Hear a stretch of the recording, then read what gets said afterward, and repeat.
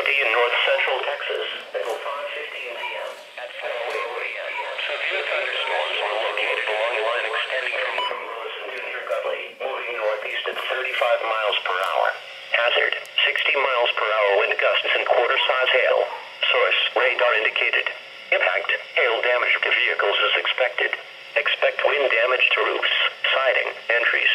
Severe thunderstorms will be near Burleson around 4:15 p.m. Everman and Trenton around 4:20 p.m. Mansfield, Crowley, and Kennedale around 4:25 p.m.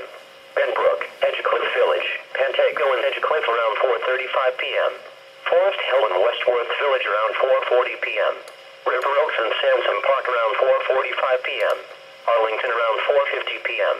Fort Worth, Dulles, Altum City, Richland Hills, and Blue Mounds around 4:55 p.m.